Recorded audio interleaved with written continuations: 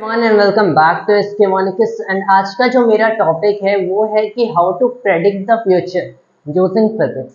अब फ्यूचर को कैसे प्रेडिक्ट किया जाता है using physics. I remember quite some years ago, in fact not some years ago, I guess 1 या 2 साल पहले, रफली 2 साल पहले I had shot a video can we predict the future and in that I told कि कैसे classical mechanics allows us to predict the future state that is equivalent to predicting the future of any particle, लेकिन quantum mechanics के according ये possible नहीं है। So basically a more in depth version of that. तो यहाँ पे basically first of all you have to understand कि what does predicting the future in fact mean, कि प्रेडिक्टिंग द फ्यूचर का मतलब क्या है।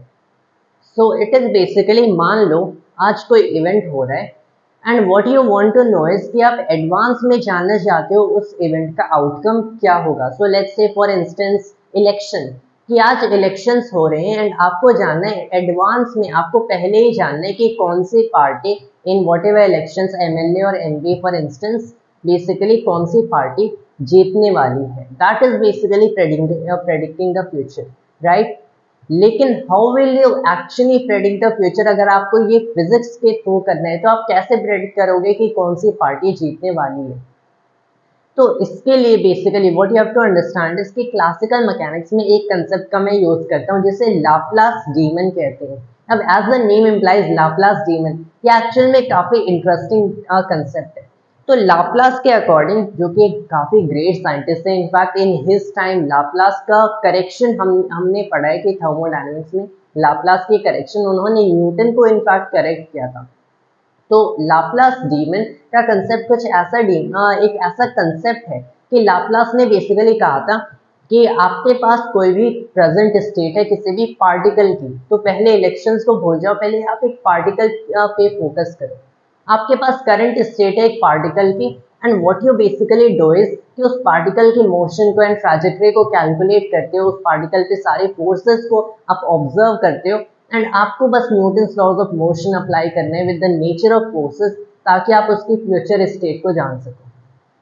सो what you are doing is कि एक पार्टिकल के लिए उस पर जो भी फोर्सेस एक्सर्ट हो रहे हैं या फिर जो भी कंस्ट्रेंट्स में वो है, उसके कंस्ट्रेंट रिलेशंस कुछ होंगे, एक पार्टिकल की आप फ्यूचर जान सकते हो या फिर फ्यूचर में किस स्पीड से ट्रैवल करे, किस डायरेक्शन में ट्रैवल करे, वो फ्यूचर में कहाँ पे है, that is the future of the particle.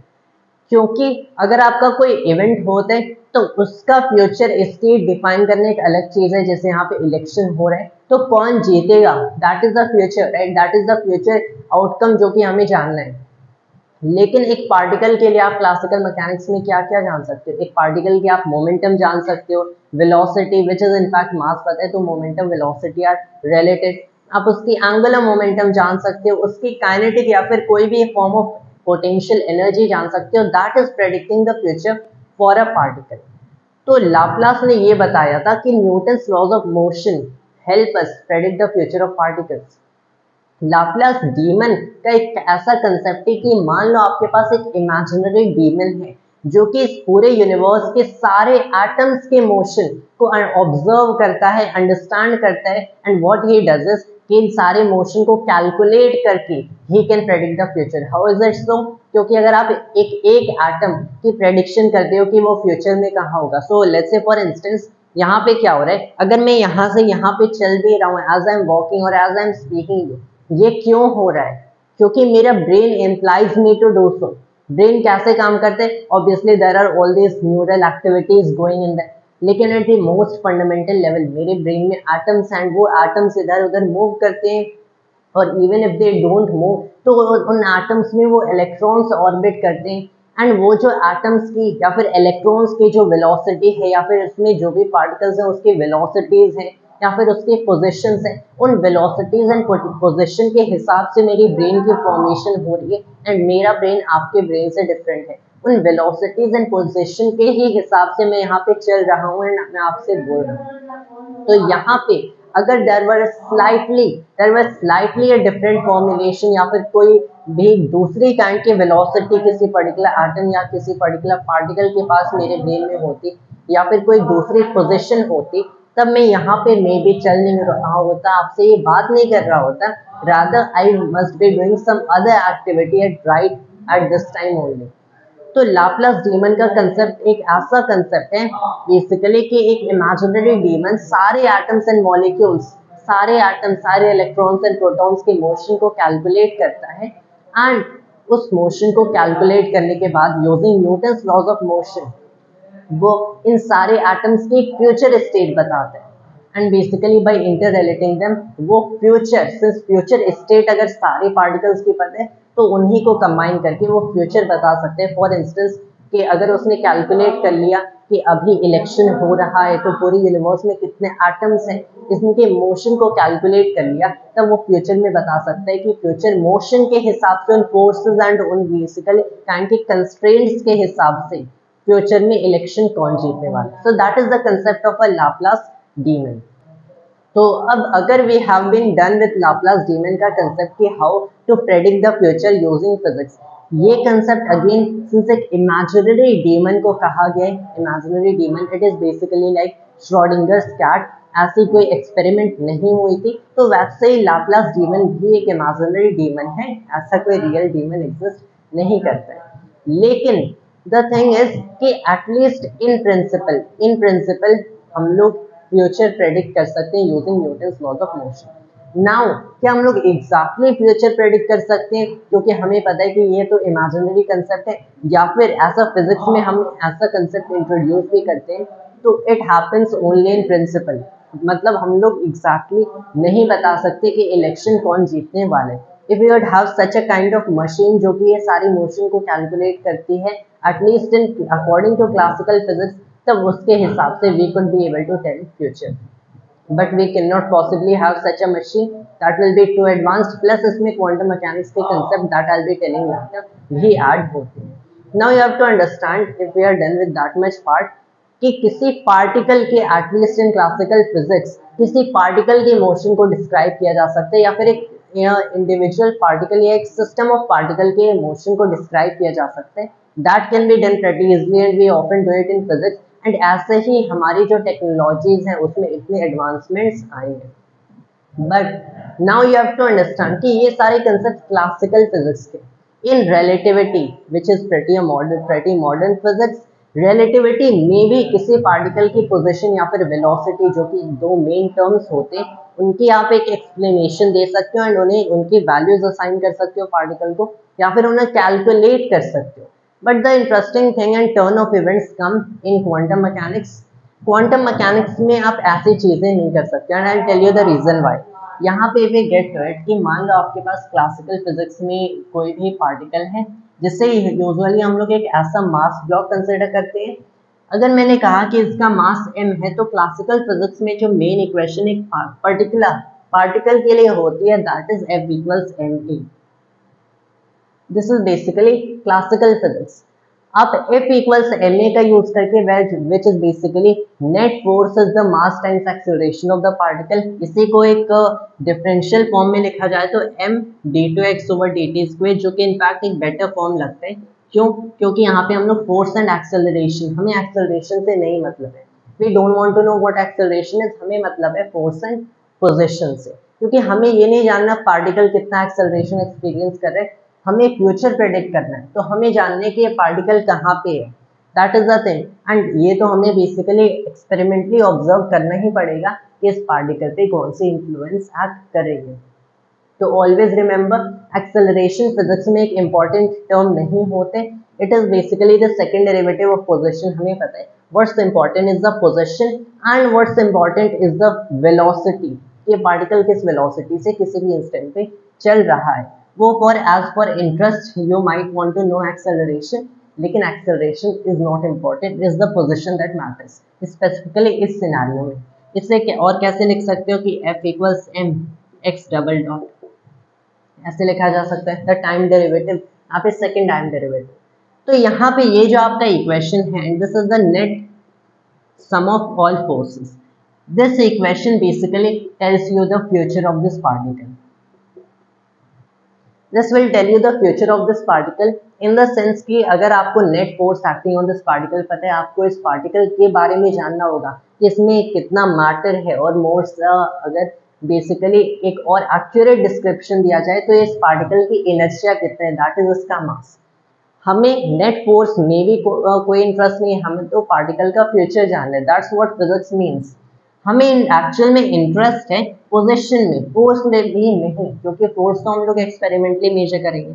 तो basically a more accurate version, although I am just writing the same equation over and over again, एक more accurate version, more accurate form of this equation would be x double dot is net force over mass, क्योंकि इस form में आप position को relate कर रहे हो यहाँ पे एक पोजीशन को, क्योंकि आपको पोजीशन कैलकुलेट करना है। In fact it is also the second derivative of position. तब हम लोग क्या करेंगे, तब इस इक्वेशन को सॉल्व करने की कोशिश करेंगे। कैसे सॉल्व करेंगे, obviously that will be a double integral over here. अगर ये एक और कॉम्प्लिकेटेड डिफरेंशियल इक्वेशन होता तो यूजिंग द वेरियस मेथड्स जो हम जानते हैं डिफरेंशियल इक्वेशन को सॉल्व करने के लिए, वी वुड सॉल्व दिस। यहाँ पे बेसिक से डबल इंटीग्रल्स होंगे and you would have it.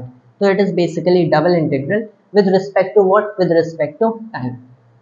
Late me write over here, x is the double integral f net over dt dt। This is the position of the particle. इसकी velocity मुझे जानना है, तब एक single integral होगा, integral F net over M D T. That is basically the thing. In fact velocity क्या है, velocity तो एक्स डॉट है, वी नो दैट। तभी तो यहाँ पे सिंगल इंटीग्रल हुआ, यहाँ पे डबल इंटीग्रल हुआ।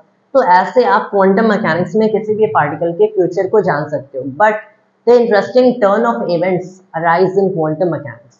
क्वांटम मैकेनिक्स में क्या होता है कि ये जो आपके पास चीज है, this certain number over here and this term, एक तो आपके पास है x एंड दूसरी है x dot, that is velocity. इन दोनों टर्म्स को which is basically velocity, so it isn't as a function of velocity, rather इससे this is itself velocity।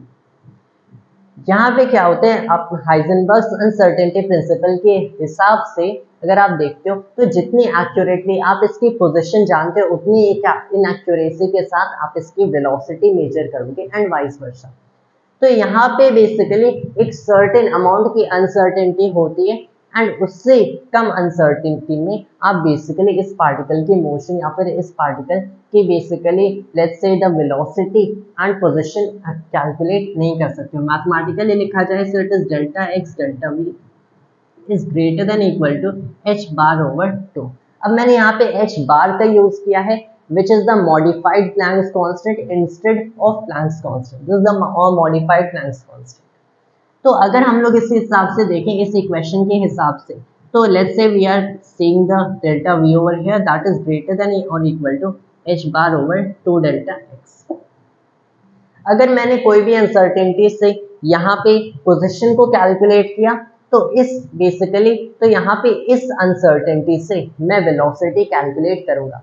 सबसे इंटरेस्टिंग चीज यहाँ पे जो होती है कि वेलोसिटी एंड पोजीशन की अनसर्टेनिटीज, मतलब कितनी इनएक्यूरेसी आपकी मेजरमेंट में है, इंटर रिलेटेड है। वो भी कैसे, the worst part of all, the worst part of all they are inversely proportional to each other. यहाँ पे इनवर्स प्रोपोर्शनलिटी का मतलब क्या होता है कि अगर आपने इसकी इनएक्यूरेसी कम किया तो इसकी इनएक्यूरेसी बढ़ जाएगी, क्योंकि they are inversely proportional to each other. तो यही हमें हाइजेनबर्ग ने बताया था।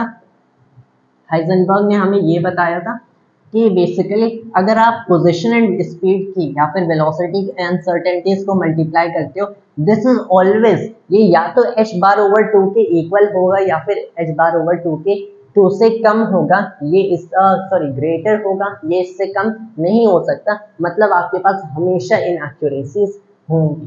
That is basically the worst part of all. मतलब हम लोग साथ में पोजीशन एंड वेलोसिटी उतनी एक्यूरेसी के साथ नहीं कैलकुलेट कर सकते हैं। तो यहाँ पे अगर हम लोग पोजीशन एंड वेलोसिटी उतनी एक्यूरेसी के साथ में नहीं कैलकुलेट कर सकते, तो here is what we have to understand.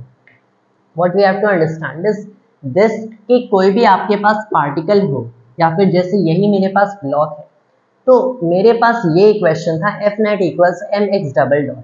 पहले मैं इसकी वेलोसिटी कैलकुलेट करता हूँ। पहले मैं वेलोसिटी जो कैलकुलेट करता हूँ, मैं सीधे एक डबल इंटीग्रल कर सकता हूँ इस टर्म का टाइम के रेस्पेक्ट में, एंड फिर मुझे पोजीशन मिल जाएगी। फिर मैं इसका एक सिंगल इंटीग्रल ही करूंगा, मुझे स्पीड वेलोसिटी मिल जाएगी, और rather even speed to call it. लेकिन आपको समझना है कि जब मैं एक डबल इंटीग्रल कर रहा हूँ तो पहले मुझे एक सिंगल इंटीग्रल करना पड़ेगा।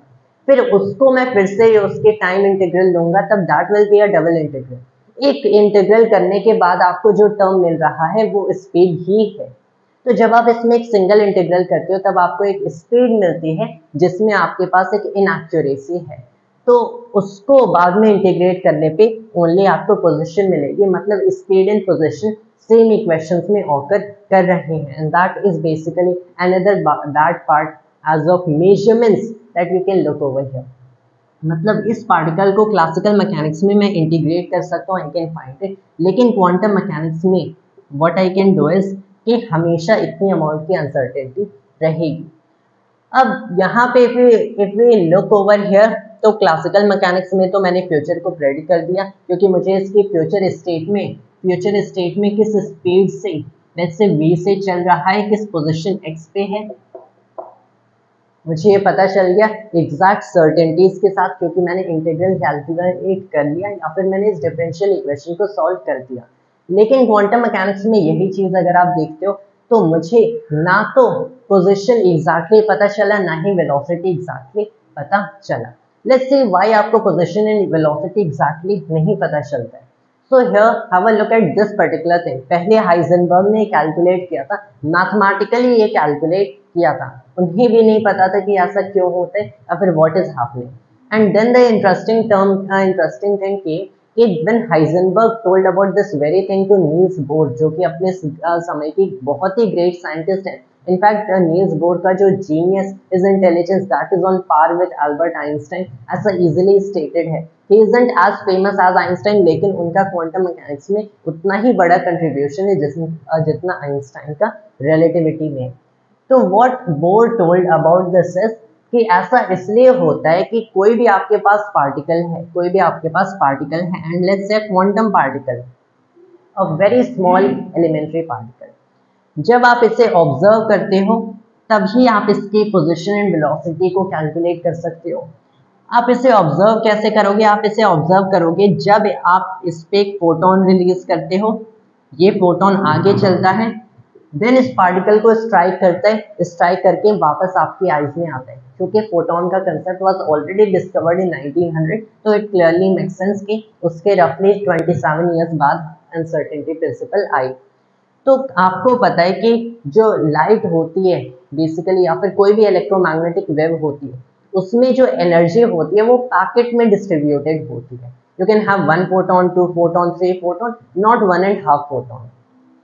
यहाँ पे ये जो फोटोन इस पार्टिकल को स्ट्राइक करेगा, तो हमें पता है कि ये पार्टिकल को बेसिकली जब स्ट्राइक करेगा, ये पार्टिकल किसी भी वेलोसिटी v0 से मूव कर सकता है, पोजीशन x0 से मूव कर सकता है। ये फोटोन इस पार्टिकल को स्ट्राइक करेगा, हमें पता है कोई भी लाइट किसी पार्टिकल को स्ट्राइक करती है, किसी मेटल को स्ट्राइक करती है, तो इलेक्ट्रॉन्स को वहां से काइनेटिक एनर्जी मिलती है, इलेक्ट्रॉन्स मेटल से रिमूव हो जाते हैं, which is photoelectric effect. Light किसी भी पार्टिकल को स्ट्राइक करेगी तो उसमें एनर्जी जरूर देती है, that is energy given, and आप एक सिंगल फोटोन तो दे नहीं रहे हो। व्हाट इज बेसिकली हैपनिंग कि ये फोटोन इससे स्ट्राइक करेगा, इसके मोशन को डिस्टर्ब कर देगा, क्योंकि बिना लाइट के आप किसी चीज को देख नहीं सकते हो, तो आपको लाइट इस पे शाइन करनी पड़ेगी, लाइट इल्यूमिनेट करनी पड़ेगी, जो कि इसके मोशन को डिस्टर्ब कर रही है। अगर ये v0 x0 से मूव कर रहा है, इसका मोशन डिस्टर्ब हो गया, अब ये किसी पोजीशन x डैश पे होगा या फिर x पे होगा, किसी वेलोसिटी v से चल रहा होगा, and you can not calculate what it is. क्यों कैलकुलेट नहीं कर सकते हो? क्यों ऐसा है कि इनकी अनसर्टेनिटीज ऐसे रिलेटेड है? फॉर द रीजन कि अगर मान लो आप इसकी पोजीशन को एक्यूरेटली मेजर करना चाहते हो, तो आप एक ज्यादा ब्राइट लाइट इस पे शाइन करोगे, you will give more photons to it. जब ज्यादा फोटॉन्स जाएंगे and when they will strike to this particular particle you have over here, यहाँ पे ज्यादा ब्राइट लाइट शाइन करोगे तभी तो ज्यादा एक्यूरेटली इसकी पोजीशन मेजर करोगे।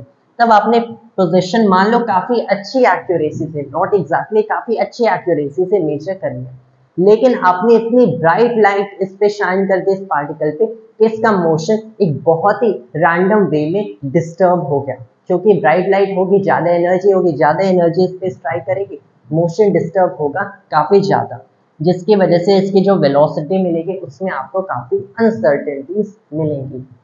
वैसे ही इसके स्पीड को डिस्टर्ब नहीं करने, काफ़ी कम डिस्टर्बेंस रखनी, अपनी स्पीड को अच्छे से मेजर कर लिया एक बहुत ही कम इंटेंसिटी की लाइट यूज़ करके, लेकिन उससे पोजीशन अच्छे से कैलकुलेट नहीं कर पाए। तो आपको क्या पता चला कि पोजीशन एंड वेलोसिटी की अनसर्टेनिटी कैसे रिलेटेड है, inversely proportional to each other, to be more exact this Heisenberg's uncertainty principle.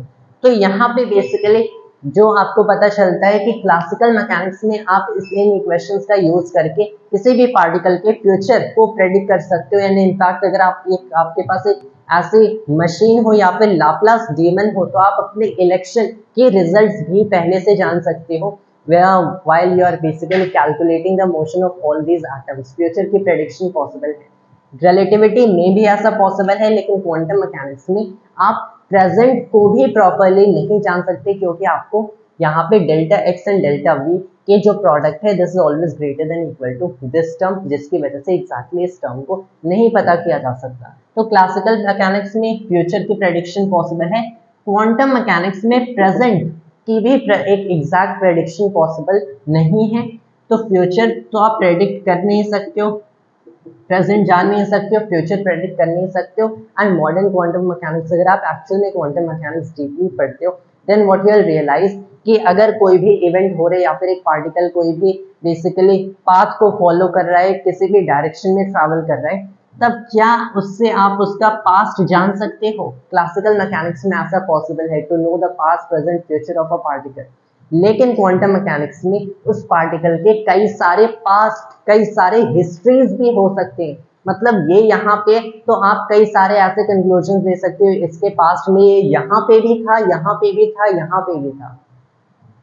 तो एक पार्टिकल की कई सारी हिस्ट्रीज होती हैं क्वांटम मैकेनिक्स में, मतलब इसका पास्ट भी नहीं जान सकते हो। मैक्रोस्कोपिक बॉडीज के लिए तो ऐसा नहीं होता है, मतलब आप जो अपनी हिस्ट्री के टेक्स्ट बुक में जो चीजें पढ़ रहे हो, यू कैन से कि हाँ ऐसी चीजें हुई, एक्चुअल में अगर वो प्रॉपरली लिखा गया, राइटली लिखा गया, लेकिन on an elementary quantum mechanical level, क्योंकि फोटॉन्स क्वांटम मैकेनिक्स में अगर आप देखो काफी बेसिकली छोटे packets of energy, the photons if you are looking over here, तो दैट इज वाई ये सिर्फ छोटे पार्टिकल्स को डिस्टर्ब कर सकते हैं। एक फोटोन यहाँ पे इस बोर्ड को स्ट्राइक करते हैं, वी कैन स्टिल नो यहाँ पे क्लासिकल मैकेनिक्स यूज होगी, क्योंकि फोटोन इसके मोशन को ज्यादा डिस्टर्ब नहीं कर सकता है। If it were an elementary particle, तब यहाँ पे हमें इसका सामना करना पड़ता। With the last thing I will end this video by telling you कि ये जो आपके पास चीज होती है in quantum mechanics, as I told you, present को जानना पॉसिबल नहीं है। प्रेजेंट में भी आप सिर्फ प्रोबेबिलिटीज जान सकते हो।